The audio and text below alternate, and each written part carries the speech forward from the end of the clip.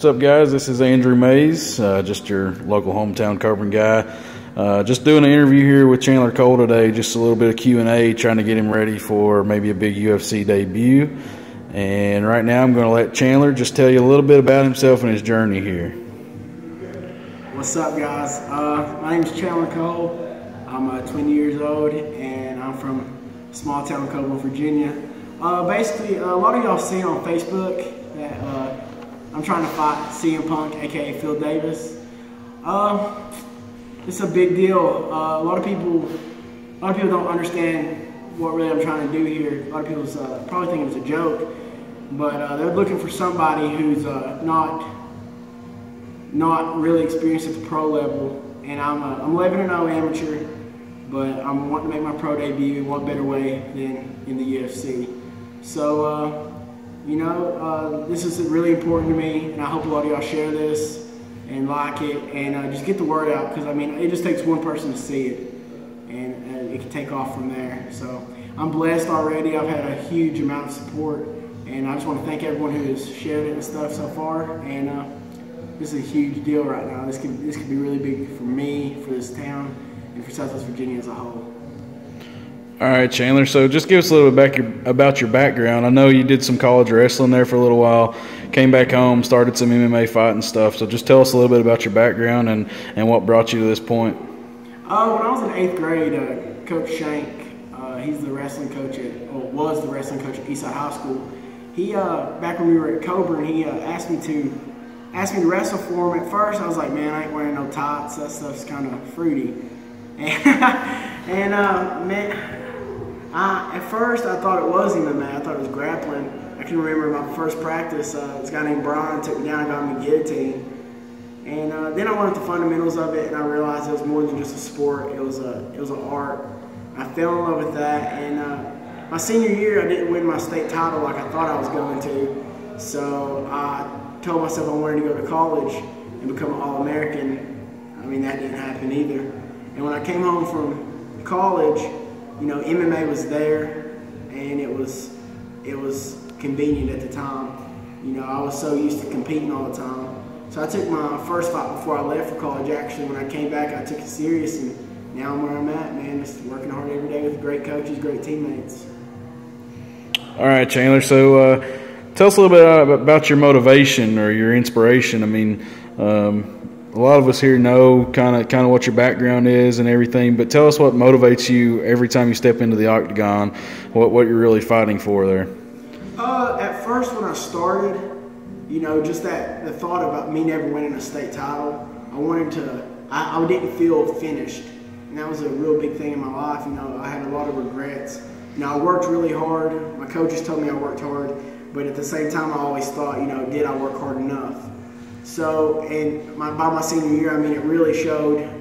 Going into the state tournament, I was 42-1, and I lost in the quarterfinals against a guy no one had ever even heard of. He made it to the state finals, and he lost to a returning state champion. So, after that, man, I went to college, and I was motivated to win and stuff, but it wasn't the same. It wasn't the same as high school. I wasn't wrestling for my town, my school, or repping anything. So, when I started MMA, I just wanted to be a champion. I wanted to win. I wanted to represent my town proudly. And I feel like I've done that. And then, with my grandma, a lot of y'all, if y'all don't know, my grandmother got cancer when I was 15, when I was 15. And she fought for 5 years, and this past March, she passed away. And I feel like a lot of that's come from what I do is a real big entertainment aspect. We're fighters, we're called fighters, but I learned in that time she was sick, the true definition of what a fighter was. And man, I realized if she could go through what she went through at her age and the health that she was at, then there's no reason I can't come in here and work out hard every day and succeed in this sport. Because it just takes a goal to set and then accomplish it. And that's what I'm trying to do here. I'm not trying to waste any talent that God has blessed me with. So that's really what my motivation is, just to work hard. I've seen true fighters, and I've seen people down and out, and I want to be the difference. I want to You know, if I'm healthy and God's blessed me, then I'm gonna use all my potential, not just sit around. So, speaking a little more on that, would you consider this opportunity to fight in MMA more of a way of a life for you, or is it just a dream that you're chasing? I mean, what would you consider this? It's a little bit of both. You know, one of my ex-wrestling friends actually asked this question. I read it before we started, and you know, it is a dream I'm chasing. I've always told everybody, they ask me, is your goal to be in the UFC? And you know, it's a thought. I mean, I want this more than anything. It's what I train for. But my goal's always been to go as far as God wants me to go. Realistically, if I was to walk out this door and slip and fall, break my neck, you know, that's destiny. That's what God's wanted me to do. That was my calling. I done what I did, and I guess it's time to start something new. But until that happens, man, I really want to go as far as I can. And is it a way of life? Absolutely. You can ask my friends, all my teammates, Charles Philpott and Doug Williams. They talk to me all the time, like, man, you need to do this in college, you need to do that in college, which I'm enrolled in college, but you can tell I don't take it as serious as they do. And it's not that, you know, before I say anything else, you know, education is very important. I feel like everyone would agree there. But to me, you know, if what you want to do don't involve education, then education is definitely my backup. You know, I want to fulfill my dream. I want to fight for a living. I want to be able to fight and then go pay my bills off that, because, I mean, I just love what I do. And I don't feel like I'm working at all when I'm working out. You know, I get a great workout in all the time, and I just really bust my butt. And I just feel like if the opportunity presents itself, I'd love to take it. And yeah, so this is a way of life for me. MMA is definitely number one in my life. After my grandma passed away, and I don't have that to take care of anymore, because you know, at first that's what was my number one goal, is to make sure she was okay, take care of her. Now that I don't have that, I feel like MMA it was a really good comfort zone for me when that happened. So I definitely would think that this is a way of life. I love what I do. I love training. I love working hard. Shelly Richards, I mean, she really blessed me with giving me opportunities to work out down here at the gym. And Adam Mays and Nick Jackson, all of my teammates, you know, coaching me, working out all the time. So it's a way of life for sure. It comes number one, and I'm just extremely blessed. All right. What do you consider to be the most rewarding part of fighting? Every time you step into the octagon, I mean, is there something inside the octagon you consider to be the most rewarding, or something outside? Man, I'm not even gonna lie. You can ask my friends. My buddy Michael Trout, he always complains on me. He's like, man, I can't take you nowhere. I love going out in public and getting stopped by people I don't even know. You know, Jimmy Bob down the street's like, hey Chandler, you know, when's your next fight? And I'll talk to him like I've known him my whole life. And that's awesome that people know that I've accomplished stuff in amateur MMA, you know, and I would like to think I have. Man, it's just an awesome feeling when people come up to you and just talk to you, and you're recognizing your town, Southwest Virginia as a whole. I'm always getting stopped by people talking to me about fighting, when I'm going to do this, when I'm going to do that. And it's just awesome. And, you know, kids come up to me all the time, like, hey, can I take a picture with you? You're Chandler Cole. And I'm like, absolutely. You know, one of my big things is I'll be at a fight, a fight that I've just fought or something, and I'll have my belt. And dude, I'll scout out kids like looking at me from a distance, and I walk by them and I'm like, hey man, I'll handle my belt. And just, that's the best feeling in the world, is just having kids look at you like, oh my gosh, Realistically, I wouldn't say I'm not anything special, but to them, just to see that, it makes their day. When you can do that, it really is something special. So I love where I come from. I love the small town, the county I'm from, and it's very rewarding to be known and have people look at you and be like, good job. I love that feeling. It makes me feel like, regardless of the people who don't agree with what my lifestyle is and people who don't agree with the work I put in, none of that's going to matter if I make it. So it's an awesome feeling. Okay, so a little more to the matchup that we're trying to produce here between you and CM Punk. I mean, what makes you feel any different from any other up-and-coming amateur fighters that makes you want to gain national attention and be able to fight Phil Davis, aka CM Punk? I'm not going to sit here and say I'm no better than anybody, but I will say this. compared to where I was, compared to where I'm at, I realized what sets me apart from a lot of people, and that's my work ethic and my confidence. No matter if you put me in there with any fighter, and when I go in there, I'm gonna think I can win regardless if the world is against me. That's just my mindset. It's always been my mindset. I feel like I deserve it as much as he does. I mean, he kind of stepped off the scene and just jumped in, and and I feel like I want to add this too, because when I was asked this question earlier, I sat and thought about it. We got people like Adam Mays who has fought a lot longer than me. Adam Townsend right now, he's fighting in RFA, and he's a huge deal. And it's not, I wouldn't even consider it as me jumping line and skipping people.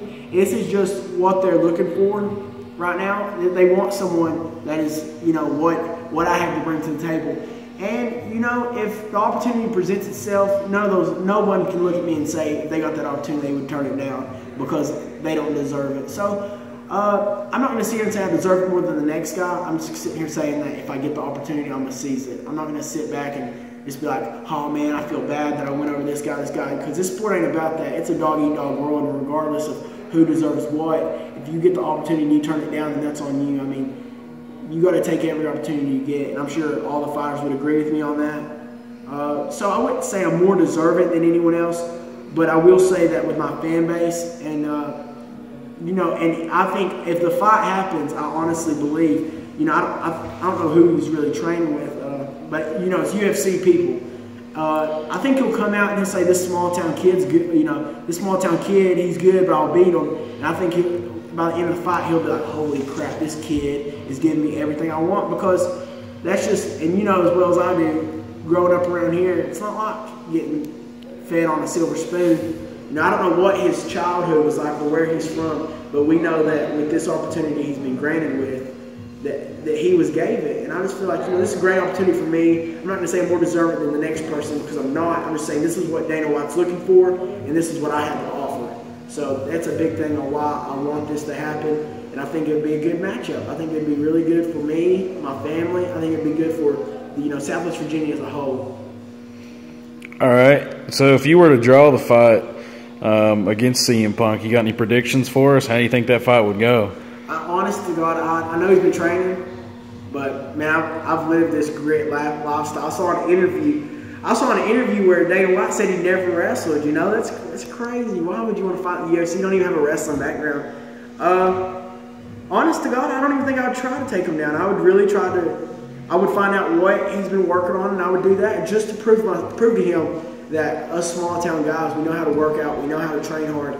And, you can't substitute hard work.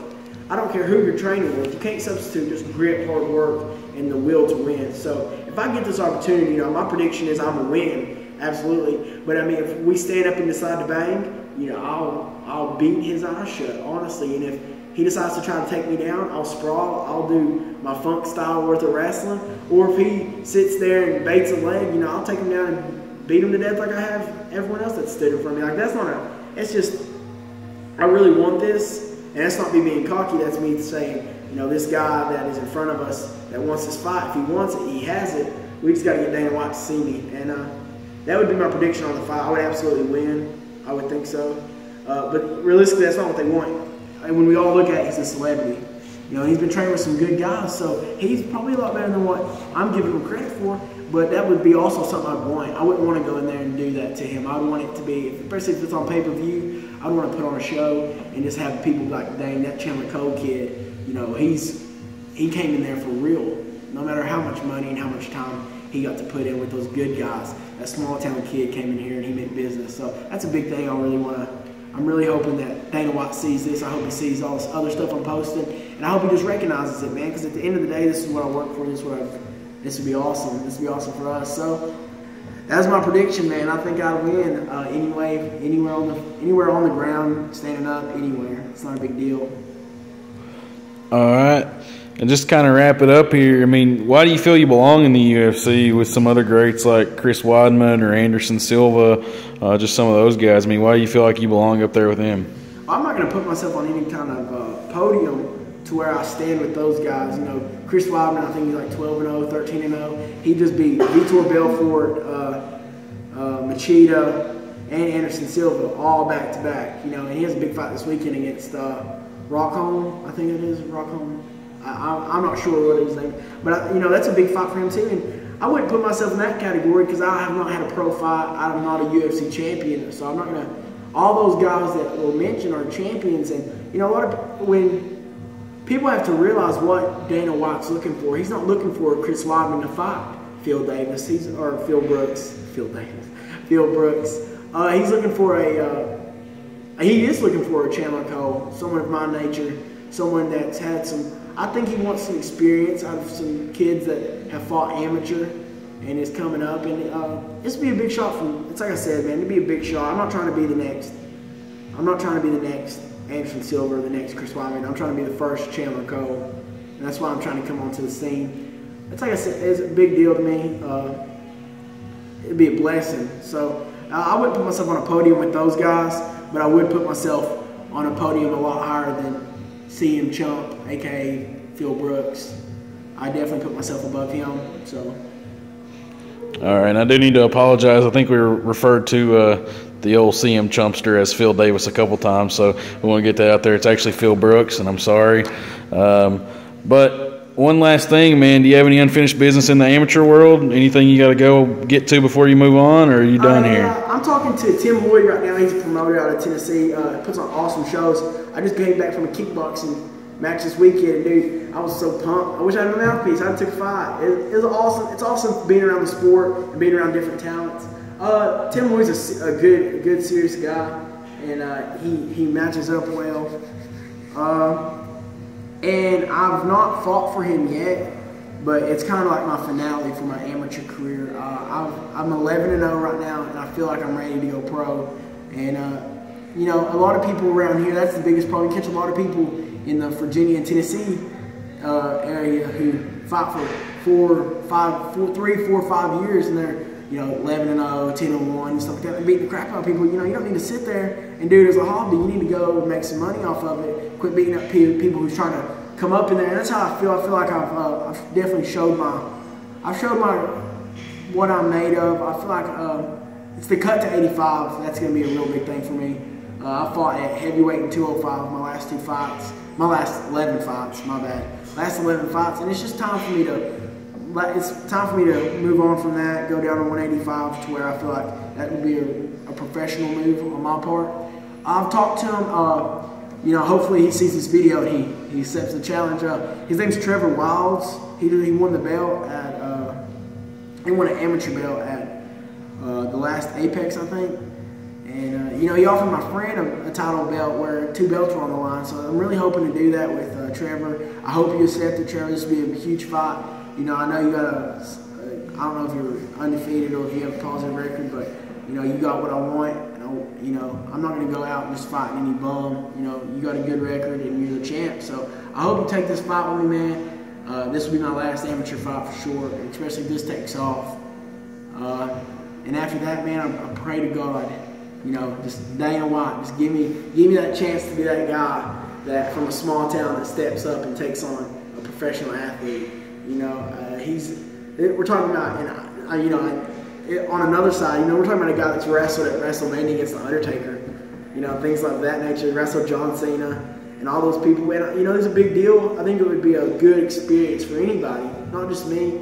I hope I'm that person. If you give me that opportunity, I'll seize it. We just got to get you to see this video, man. And I'm really hoping it gets back to you. I hope you take this serious because I'm 110% for real about this. And, I sit here and I said, my TV skills ain't the best because, like I said, I'm from small town Coburn. And I tagged you in a post, I don't think you see it, but my exact words was, where the hell's that at? Everyone says that. We're in the middle of nowhere. So, kid from nowhere comes, fights UFC event, it'd be awesome, debut fight. So, if you see it, man, just give it some thought, give it some real thought. This would be good, not for just me, but for y'all. I feel like, I got a huge fan base backing me up. And this would be something special, man. A lot of people don't get this kind of opportunity, so if you give it to them, I really want to take it. I want to do the best I can and give you the best outcome I can get. So, yeah, that's my thing, man. It's pretty awesome. I want to give thanks before we exit out of here. I want to give thanks to Elite Fitness. They're one of my good sponsors. I want to give thanks to Elite Fitness, Southern Steel, y'all my boys. Love y'all guys. Giving me all my tattoos and stuff. I want to thank Dough Makers. I ain't talked to y'all in a long time, but y'all have helped me out a lot. Back in the past, I have to stop by and say hi to y'all, but I gotta go a shout out so you know. Dino Noble and Mafinka in Norton. Those guys, my boy Raphael down there, he hooks me up, man. Cuts my hair actually, it's crazy. He's a good guy, that's my dude. And I want to give a big thanks to Adam Mays. You know, even though I came in this sport as that fat kid that no one thought could do anything, he's never once treated me like I was any less of an athlete, and he pushes me to the limit every time we work out, and that means a lot. You know, just the other day I was like, man, I need to go down on weight. He's like, no, you don't. You need to keep pushing. I was like, you know what? That's what I need. And I need people like that in my life, and that's just goes back to hard work and positive people. And I want to thank Coach Shank. You know, he's been a great role model to me ever since I was younger, and he still works out with me to this day, and it means the world to me. He's a great guy, a great person, and of course the Team Cole Nation. You know, I fought for Team Fast, but the Team Cole, I mean, it's the journey, it's the journey and the life that I've chose to live. And you know, if you're a part of it, thank you. I love y'all. You know, we are Team Cole. So, love you guys. All right, man. That's going to do it for us here at Team Cole. And hopefully 11-0 amateur Chandler Cole can land that fight with the old CM Chumpster there. We'll get that taken care of. But some unfinished business left in the amateur world. Maybe get to 12-0 in the Amies before we take on that fight. You guys have a great night.